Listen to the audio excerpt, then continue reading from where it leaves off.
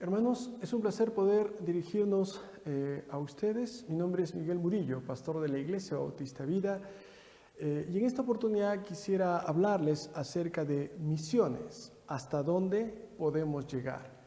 Bien dicen que el pastor es la clave o el clavo para todo lo que concierne a misiones. ¿Es el pastor el que va a incentivar misiones o es el mismo pastor el que puede matar misiones? El espíritu misionero, el celo misionero. Cada pastor debe estar enfocado no solamente en capturar la misión de la iglesia, sino alimentar esa misión y luego llevarla a cabo, obedecer.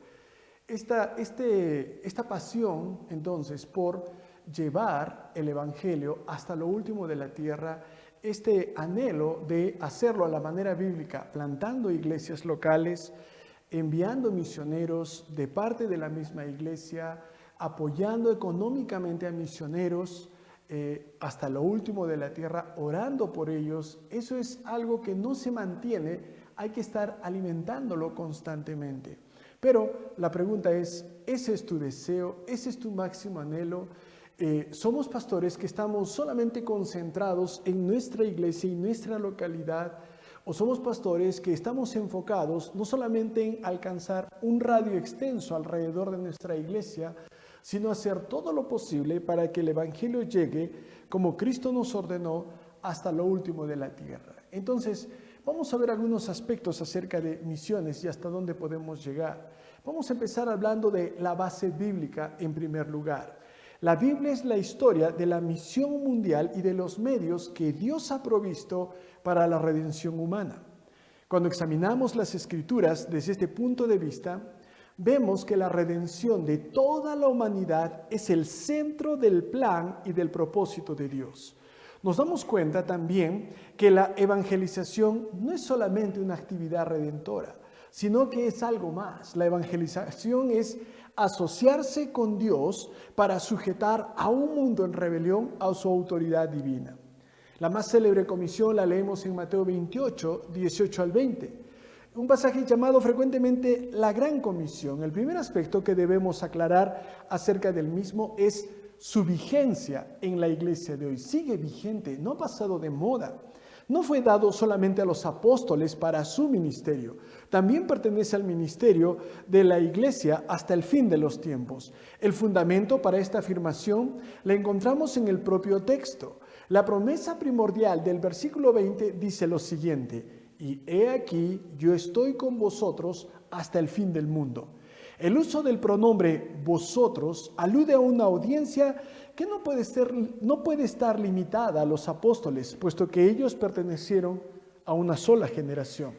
Esta sublime promesa se extiende hasta el fin del mundo, que no es más que el día del juicio en la segunda venida de Cristo.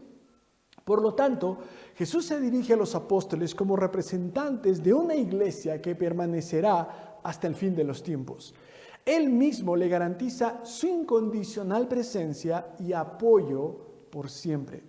Esto es significativo, puesto que la promesa del versículo 20, he aquí estoy con vosotros todos los días hasta el fin del mundo, es dada para apoyar y alentar al mandato de hacer discípulos a todas las naciones. No reclames esta promesa si no estás enfocado en la misión que es hacer discípulos. Así que, si la promesa sustentadora se expresa en términos de vigencia hasta el fin de los tiempos, debemos deducir que el mandato también tiene un carácter eterno. No fue dado solamente a los apóstoles.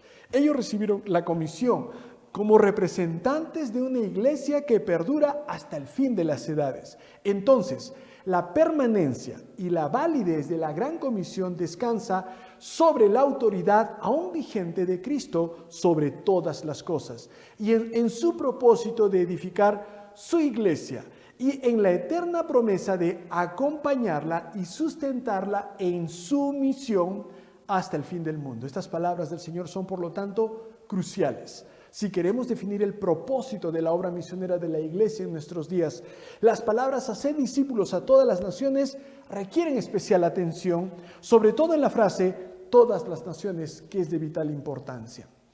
Sin la Biblia, la evangelización del mundo sería no solo imposible, sino realmente inconcebible. La Biblia es la que pone sobre nosotros la responsabilidad de evangelizar el mundo. Nos da un mensaje para proclamar, nos dice cómo proclamarlo y nos asegura el poder de Dios para la salvación de todo hombre perdido. Además, es un hecho histórico notorio, tanto pasado como presente, que el grado de compromiso de la Iglesia con la obra de la evangelización mundial está estrechamente ligado con su grado de convicción en cuanto a la autoridad de la Biblia. Cuando los cristianos dejan de tener confianza en la Biblia, también pierden su celo por la evangelización. Igualmente, cuando existe en ellos una convicción en cuanto a la autoridad de la Biblia, crece su deseo y responsabilidad por la difusión de su mensaje. Nuestro mandato para la evangelización mundial es la Biblia entera. Lo encontramos en la creación, debido a la cual todo ser humano es responsable ante Dios, en el carácter de Dios, como Dios amoroso y compasivo, no deseando que ninguno perezca, sino que todos se arrepientan. Lo vemos en las promesas de Dios, que todas las familias de la tierra serán bendecidas en Abraham y que llegarán a ser la herencia del Mesías. En el Cristo de Dios, ahora exaltado con autoridad universal para recibir loor universal. En el Espíritu de Dios, que da convicción de pecado, es testigo de Cristo e impulsa a la iglesia hacia la evangelización. Y en la Iglesia de Dios, la cual es una comunidad misionera mundial, bajo las órdenes de evangelizar hasta que Cristo regrese. Los individuos e iglesias que no están comprometidos con la evangelización mundial están contradiciendo, por ignorancia o desobediencia, una parte integral de su identidad cristiana. No se puede escapar al mandato bíblico para la evangelización del mundo. Nuestro mensaje proviene de la Biblia. Sin embargo, a medida que nos dirigimos a ella para hallar un fundamento para el mismo, nos enfrentamos con un dilema. Por un lado, se nos ha dado un mensaje ya definido. No tenemos que inventarlo. Simplemente nos ha sido confiado como un depósito precioso, el cual, como mayordomos fieles, debemos guardar y dispensar a la casa de Dios. Por otro lado, dicho mensaje no se nos ha entregado a la manera de una simple y sencilla fórmula matemática, sino que nos ha sido dado en una diversidad de formas, en las cuales se han utilizado una amplitud de ejemplos y metáforas. Es por eso que Dios bendice con diferentes pastores, dones, ministerios, pero para estar enfocados en la evangelización mundial. Entonces, como pastor, hermano, tienes que estar alimentando ese deseo, la base bíblica. Sí, sabemos la teoría, pero ¿está haciendo la base bíblica que arda tu corazón? ¿Te está consumiendo en cuanto a no desmayar, no descansar? La base bíblica hace que te levantes de la cama diciendo, tengo que extender el evangelio. La base bíblica hace que contagies y pongas ese fuego en tu corazón, en el corazón de los hermanos, en tu propia iglesia. ¿Qué hizo Cristo con la comisión y su iglesia? ¿Se ha puesto a pensar que cuando el Señor, ya victoriosamente resucitado, daba sus instrucciones finales a los discípulos en Mateo 28, se estaba dirigiendo al liderazgo de la primera iglesia local del mundo? Cristo había hablado previamente en 2 ocasiones acerca de su iglesia, en Mateo 16 y Mateo 18. En Mateo 16 les hizo ver claramente que la edificación de su iglesia iba a ser el enfoque de su trabajo. Yo edificaré mi iglesia.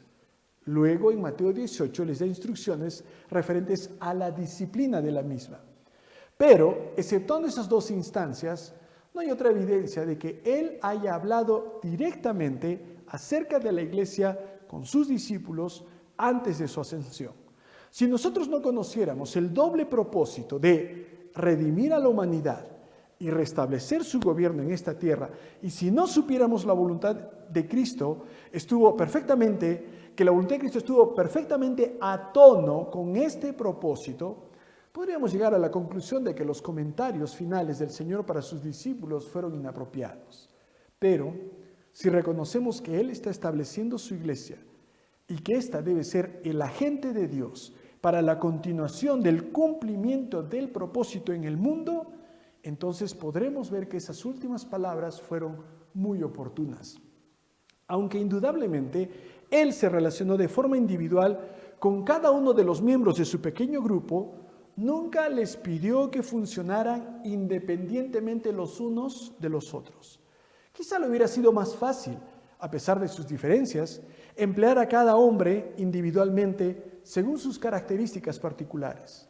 Pero el gran propósito de Cristo era el de moldearlos juntos a tal punto que funcionaran como una unidad. Al hacer esto, él demostraba que cada uno debía ofrecer sus dones y talentos para el beneficio de todo el grupo, para la edificación del cuerpo de Cristo. Efesios capítulo 4. No hay nada que va a unificar más a su iglesia, pastor, que el que usted los mantenga enfocados en la misión de la iglesia, la evangelización del mundo. Tenemos como base bíblica entonces textos del Antiguo Testamento, el Nuevo Testamento, los mandatos de Jesucristo. Mientras Él los entrenaba, estaba a la vez ampliando la visión de los discípulos, de tal manera que estos iban comprendiendo el propósito para el cual la iglesia existía. Porque ¿cuál va a ser su propósito sino llevar el evangelio hasta lo último de la tierra?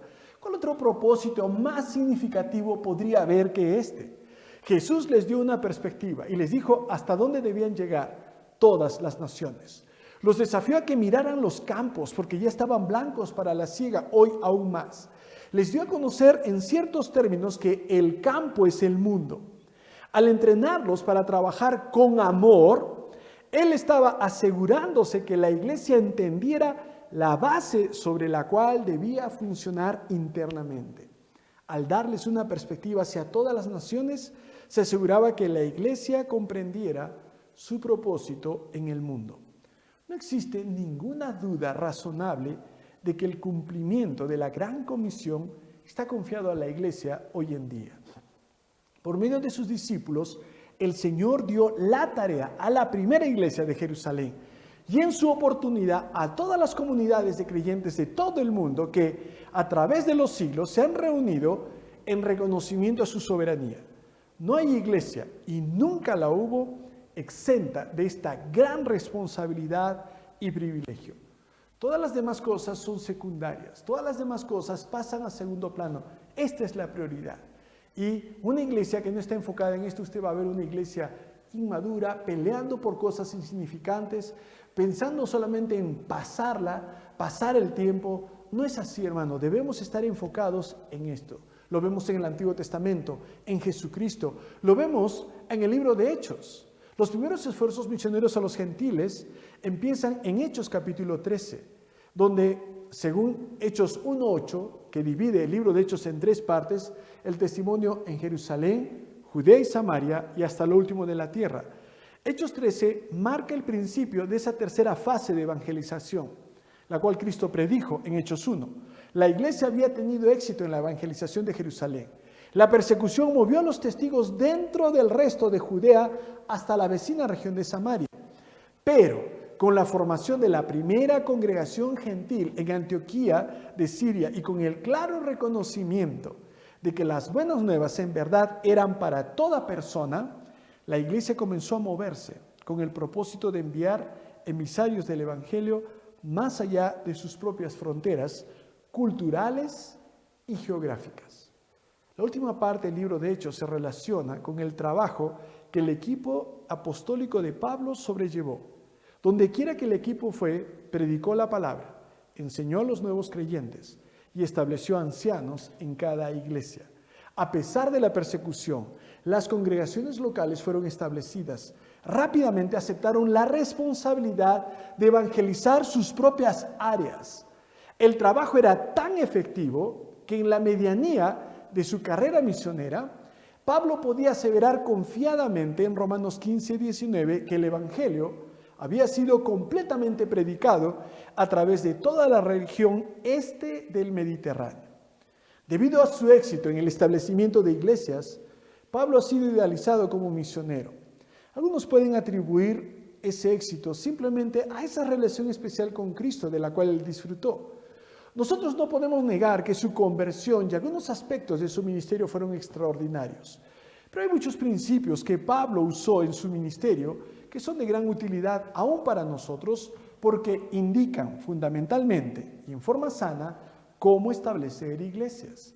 Al igual que Cristo, la compulsiva obediencia de Pablo para con su Señor y su voluntad fue la causa real de su éxito. Su éxito no fue medido en números, no fue medido por una cuenta bancaria, su éxito no fue medido por un edificio extravagante, su éxito fue medido en función de la plantación de iglesias, iglesias maduras, iglesias autónomas, iglesias independientes, iglesias oriundas. Así fue medido su éxito y eso porque él quería e hizo de la voluntad de su Señor su prioridad. ¿Es la tuya, pastor?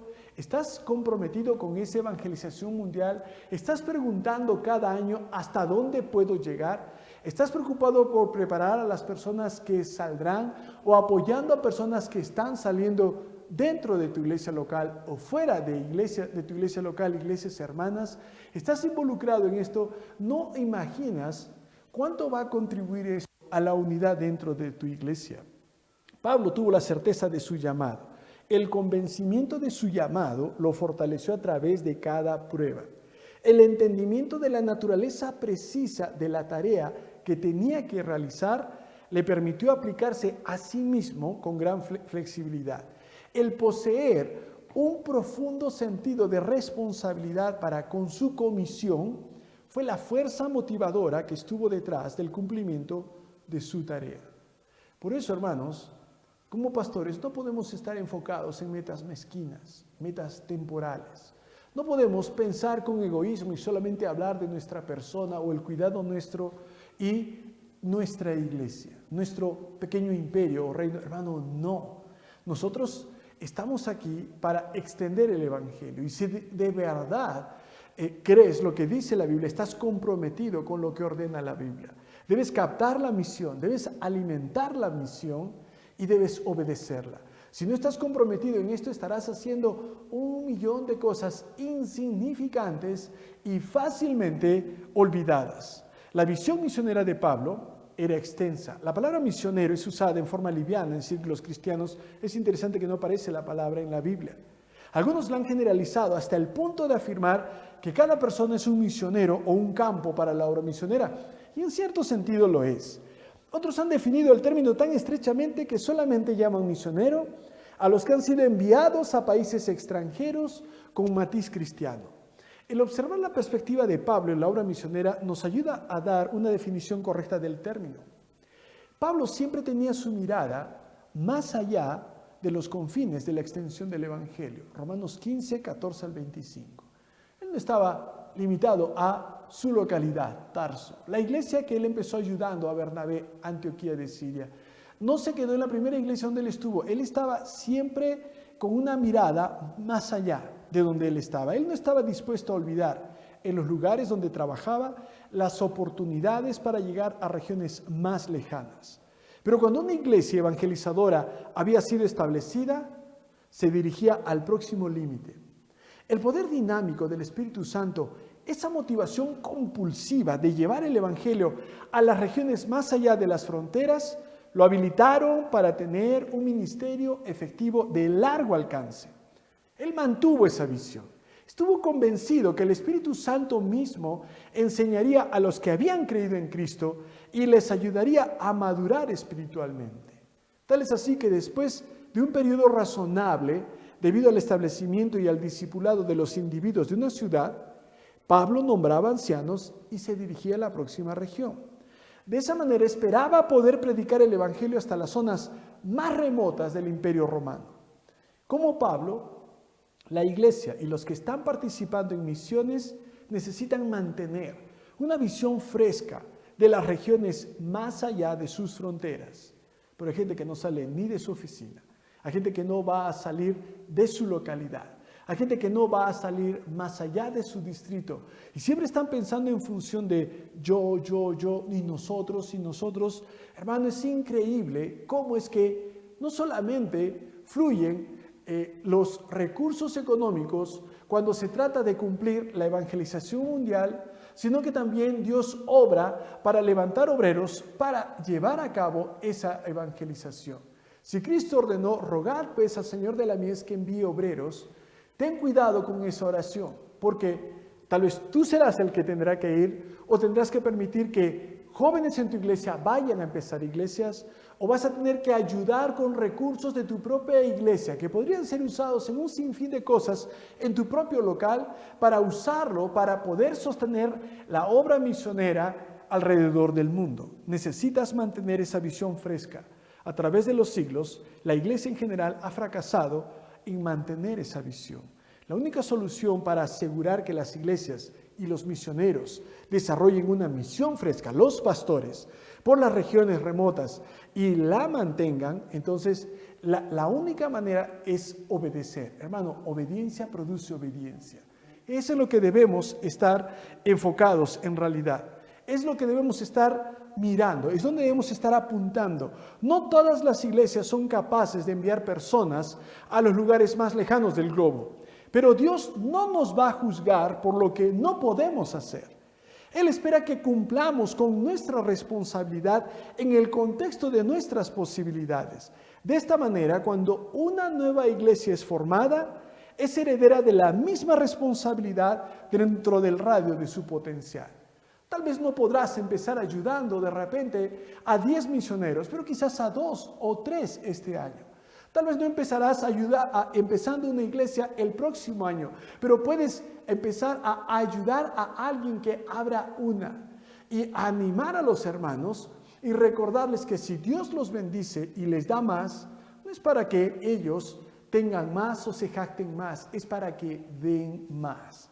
Hermano, formar de un grupo en la iglesia, un núcleo, hacer de ellos un club de dadores, es algo muy especial, pero ¿estás consumido por esto? ¿Eres tú un dador, pastor, según tu posibilidad? ¿Estás orando por obreros, esperando que ellos hagan el trabajo en lugar tuyo y tal vez tú salir o salir uno de ellos? ¿Estás atento a una iglesia hermana que, cumpliendo con la gran comisión, tiene el obrero y quizás no los recursos, pero tú puedes contribuir a ello con un granito de arena hasta dónde podemos llegar? Veamos el segundo aspecto sobre este tema de misiones, la motivación. El poder de las misiones puede menguar cuando en realidad está basado solo en el amor por los perdidos. La motivación para misiones es la gloria de Dios, que gente quiera conocer. Nosotros estar convencidos que la gente necesita conocer a Cristo, que sin Cristo están perdidos. El creyente sabe que la palabra pagano no se usa para alguien que vive en una tribu y viste de manera escasa. No, el pagano es aquel que no conoce a Cristo, así tenga una tecnología de primera. El pagano es aquel que está rumbo al infierno. Nosotros y nuestra motivación no es solo el amor a los perdidos, porque esos perdidos a veces van a tratar mal al misionero y van a matar su motivación. La principal motivación es la gloria de Dios, que su nombre sea conocido. La motivación principal es saber que sin Cristo no tienen ninguna otra esperanza. ¿Eso te consume? La compasión por los perdidos es un motivo alto y bello para la labor misionera. Sin aquel impulso, perderemos la dulce humildad de compartir el tesoro que hemos recibido gratuitamente. Pero hemos visto que tener compasión por la gente no se puede separar de la pasión por la gloria de Dios. Un hombre señalaba que un fuerte sentimiento de amor por los perdidos es una experiencia difícil de mantener. ¿Alguna vez has pensado cómo es el sentimiento de tener amor por los perdidos? Es un término que usamos como parte de la jerga cristiana, amor por los perdidos. Muchos creyentes sondean sus corazones en condenación, procurando que se asome algún sentimiento de benevolencia que los propulse hacia un evangelismo audaz, pero no sucederá. Es imposible amar a los perdidos, a quien no conoces. No puedes sentir algo profundo por una abstracción o un concepto. Descubrirás que es imposible amar profundamente a un individuo no conocido por medio de una foto, mucho menos a una nación o una raza o algo tan indefinido como gente perdida. No esperes que te nazca un sentimiento de amor para compartir a Cristo con un extraño. No esperes ese sentimiento de amor para trabajar y para mantener tu pasión. No. Tú ya amas a tu Padre Celestial. Sabes que aquel extraño fue creado por Dios. pero que está separado de Él. Y si no toma los primeros pasos en el evangelismo, entonces Él va a ser juzgado. Entonces tú los tomas porque amas a Dios. Compartimos nuestra fe o intercedemos por los perdidos, no porque este sentir provenga por la compasión que tenemos por la humanidad, sino que es por amor a Dios, es por amor a Él. La humanidad no es más merecedora del amor de Dios que tú o yo.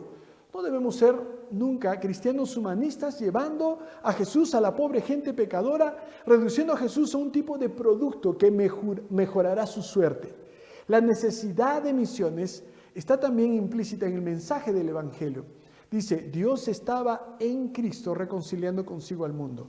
La misma naturaleza del Evangelio impone sobre aquellos que lo aceptan la obligación de compartirlo con otros beneficiarios. Al ser exclusivo, demanda que se autopropague y puede ser comunicado efectivamente solo por aquellos que han experimentado su poder salvador y su gozo. El mandamiento de nuestro Señor de ir a todo el mundo y predicar el Evangelio a toda criatura jamás ha sido revocado y seguirá ejerciendo su poder sobre todo corazón leal. Es un móvil poderoso de los esfuerzos misioneros, pero no es el principal. En 3 de Juan, versículos 5 al 8, Juan dice algo muy interesante. Fielmente te conduces, amado, cuando prestas algún servicio a los hermanos, los cuales han dado ante la iglesia testimonio de tu amor. Harás bien en encaminarlos, porque estos hermanos, versículo 7, salieron para llevar el evangelio por amor al perdido. No, dice por amor del nombre de Él, por causa de Él. ¿Qué los movió a llevar el evangelio? Por amor a Él. ¿Qué nos mueve a nosotros? Nuestro amor a Él. Puesto que le amamos, guardamos sus mandamientos, atesoramos sus mandamientos. Y somos entonces más intensos que los recabitas cuando se trata de guardar el mandato entonces de no beber que su Padre les dio. Nosotros seremos más exhaustivos, más precisos, más intensos en nuestra obediencia a Él. Y hacemos las cosas por amor al nombre de Él. En tercer lugar, vamos a ver el proceso. ¿Cuál es el proceso para llevar el Evangelio hasta lo último de la tierra? ¿Cómo podemos llegar? El proceso es levantar iglesias. Ese es el proceso. ¿Cuál es el objetivo específico de la obra misionera? Algunos piensan que la tarea se ha cumplido cuando se termina de predicar en un lugar, pero el objetivo no es solo predicar.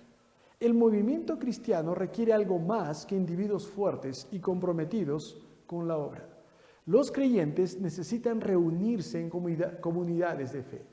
La tarea misionera será incompleta si se la abandona antes de que una iglesia esté establecida. El plan de Dios para la evangelización mundial involucra la iglesia local.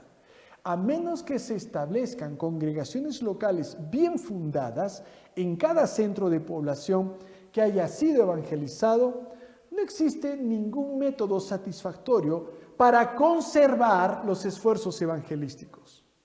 Sin iglesias locales, los nuevos convertidos no pueden ser preparados adecuadamente, ya que esta preparación incluye el trabajo en grupos y la participación en adoración conjunta, así como el caminar solo con Dios. Sin el ministerio variado y extensivo de una iglesia con un ente espiritual, es difícil enseñar a los recién convertidos para que descarguen su responsabilidad bajo la mano de Dios y para que participen en el esfuerzo evangelístico. De hecho, es casi imposible evangelizar almas nuevas y prepararlas sin el funcionamiento saludable de la congregación local. La fundación de estas iglesias constituye el objetivo prioritario de toda obra misionera.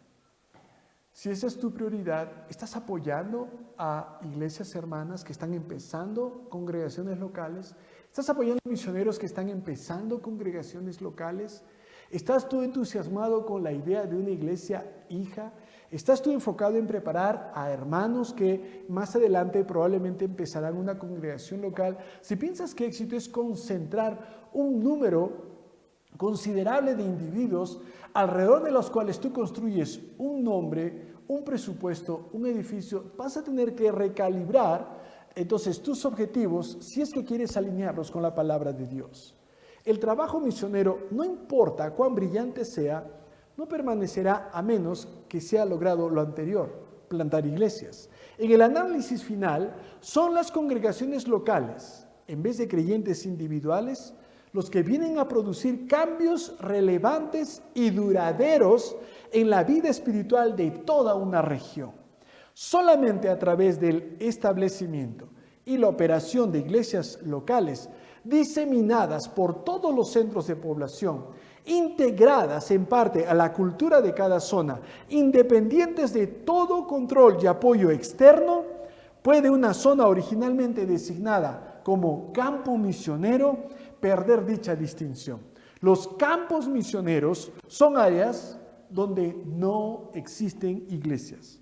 La tragedia de todo esto es que después de casi 2000 años de cristianismo, todavía hay muchos sitios oscuros en la tierra, donde no se encuentra ninguna congregación que testifique de la fe verdadera.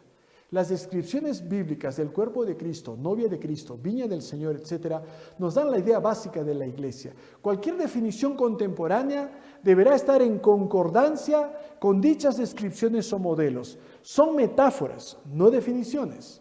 Creemos que la definición más bíblica es: la iglesia es la comunidad del pueblo de Dios. Los dos elementos clave aquí son la iglesia, que la iglesia es un pueblo, una nueva raza, humanidad y una comunidad con fraternidad. El concepto de ser un pueblo se encuentra fundado en el Antiguo Testamento. Subraya el hecho de que el objetivo de Dios, que actúa a través de la historia para llamar y preparar a un linaje escogido, un real sacerdocio, nación santa, pueblo adquirido por Dios. La palabra griega para pueblo es laos, de donde viene el término laicado. Esto nos recuerda que toda la iglesia es un laicado, un pueblo. Aquí el énfasis está en la universalidad de la iglesia, el pueblo de Dios expandido por todo el mundo. Es el conjunto mundial de la multitud de hombres y mujeres que a través de todas las épocas han sido reconciliados con Dios por medio de Jesucristo. La iglesia es el pueblo de Dios, la comunidad del Espíritu Santo. Este es el enfoque central del continuo trabajo de Dios en el mundo. Ella está comisionada específicamente para actuar como agente del plan redentor de Dios, un organismo vivo cuya función natural es nutrir a los creyentes y reproducirse. De donde no está nutriendo y o reproduciéndose, no está cumpliendo con su objetivo. Esto incluye por eso la obra de evangelización y discipulado de individuos en su comunidad, como fundación de iglesias en otros pueblos. Edificar a los de adentro, buscar a los de afuera y plantar iglesias fuera de su localidad. Cuando la iglesia se encuentra con barreras políticas o culturales, debe levantarse y enviar equipos de creyentes que penetren más allá de esas barreras y establecerse. Ese es su deber. Cristo ya aseguró ese propósito y mandato a la iglesia.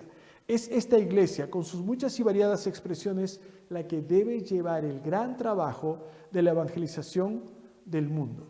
Pero cada uno necesita evaluar sus propios recursos, otorgados por Dios, para invertirlos en la propagación del reino. Dios no te va a juzgar por lo que no puedes hacer, sino por lo que pudiendo hacer no hiciste. Veamos en cuarto lugar los beneficios para una congregación comprometida con la evangelización del mundo, comprometida con misiones. La obra misionera no es la meta final de la iglesia, es la adoración. Pero uno de los beneficios es que la iglesia local comprometida con la gran comisión será una iglesia unida, porque en unión está adorando a Dios, porque en unión está obedeciendo. Y en esa unión podrá hacerse fuerte para ayudar entonces a extender el evangelio. La obra misionera es una necesidad temporal porque un día va a acabar, pero la adoración va a permanecer para siempre. Por eso la adoración es el combustible y la meta de misiones. Entonces, donde la pasión por Dios es débil, el celo por las misiones será débil. En realidad, hermano, no diga que su iglesia es misionera. No espere una iglesia intensa, apasionada, sino está extendiendo el evangelio.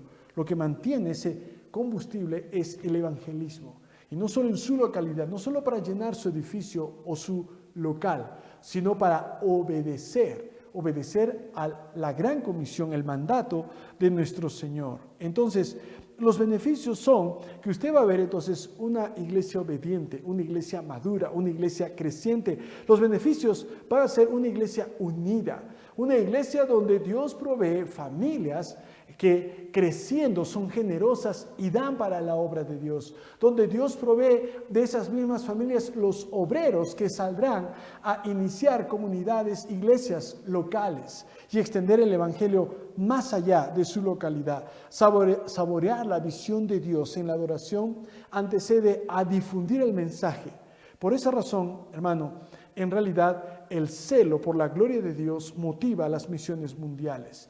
Y un espíritu de siervo y un corazón de misericordia va a motivar a las misiones mundiales. Un corazón que late por la gloria de Dios, un corazón de misericordia por las naciones engendran a un misionero a la imagen del carácter mismo de Cristo. Y él, sin duda, va a atraer a otros como él. Ese pastor va a atraer a familias como él. Ese pastor que evangeliza y da con generosidad y hasta el sacrificio atraerá a otras personas que también harán igual. Hermano, es indudable que una conferencia misionera, el evento más importante del año en una iglesia, donde van a decidir juntos cuánto van a hacer por la evangelización mundial el siguiente año, es indudable, hermano, que cuando estás enfocado y dando con sacrificio, eso se contagia como un reguero de pólvora. Eso va a atraer a otros hermanos y una conferencia de misiones bien organizada, bien explicada, no solo va a hacer que aumente el fondo de misiones, sino que el mismo fondo de la iglesia, hermano, porque sin duda, ¿por qué es que Dios habría de bendecirte con familias generosas, con jóvenes para prepararse para el ministerio? ¿Por qué Dios habría de bendecirte con más recursos aún a ti mismo cuando habrías de quedarte con la mayor parte de ellos? No, hermano. Te invito entonces a involucrarte en misiones. Invito a las familias a que tú desafíes a las familias en tu iglesia que empiecen dando a misiones, a que suban la cantidad que dan a misiones, o a que la cantidad que dan a misiones sea mayor que su propio diezmo y ofrenda. Porque no es pecado, hermano, que ellos den más para misiones que su propio diezmo. De ninguna manera, hermano. Por eso, quiero terminar con algunas, en quinto lugar y último, algunas ideas para impulsar misiones en tu iglesia. Anima a evangelizar a tu iglesia. Cada uno debe estar motivado en evangelizar a las personas. Es interesante que si Timoteo estaba desalentado, Pablo le dice en su segunda carta, haz obra de evangelista. No hay nada que te vaya a dar más gozo que ver a gente salva y creciendo. Comunicar su crecimiento con gozo, con alegría, con entusiasmo. Hacerte preguntas y que muestren que tu trabajo en el Señor no es en vano. Y tú vas a reproducir entonces ese mismo tipo de evangelistas celosos, y si das con sacrificio, atraerás a familias que harán lo mismo. Ore por los misioneros y por sus nombres en cada servicio. Cuelga banderas grandes de los países en los cuales estás apoyando a tus misioneros. Ayuda a un misionero o aumenta a un misionero, mínimo, o 2 o 3. Pongo un mapa enfrente del auditorio con letras lo suficientemente grandes para que vean todos desde la parte de atrás un pasaje bíblico, una frase a todo el mundo, un Señor, una fe, algo que ponga siempre delante de ellos que la evangelización del mundo es su responsabilidad. Invita a tus misioneros a predicar sobre el alcance al mundo con el evangelio. Tengo un tiempo para misiones al principio de cada clase bíblica, desde niños hasta adultos. Incluye noticias del campo, oración, información sobre la región en cuestión, necesidades espirituales que hay allí. Incluye una lección sobre misiones en las clases bíblicas, por lo menos cada semestre. Equilibra el alcance de su congregación entre tu país, dentro de tu propia cultura, fuera de tu ciudad y el extranjero transcultural. Organiza a varones y damas para que tomen la responsabilidad de promocionar las misiones en la congregación, que se comuniquen con sus misioneros o que lean y oren con las cartas de los misioneros en su mano. Ora por un continente, haz orar a los grupos en la iglesia por un continente, mostrando filmaciones cortas o hablando de ese para separar sesiones de oración. Oren como grupo, divídanse en grupos pequeños en algunas sesiones. Toma en cuenta estas sugerencias por un periodo de tiempo y descubrirá que su congregación vivirá para las misiones de Dios. Probablemente se incrementará el celo, la dedicación, así como el crecimiento de la iglesia. porque eso es lo que usted desea, porque eso es lo que Dios espera. Y eso es en lo que debemos estar enfocados en hacer misiones. ¿Hasta dónde puedes llegar? Mi nombre es Miguel Murillo, pastor de la Iglesia Bautista Vida, y una vez más queremos agradecer su participación a este 22ª Escuela de Pastores y Líderes, y esperamos que los demás talleres y las predicaciones puedan ser de estímulo y de ánimo para usted. Dios les bendiga.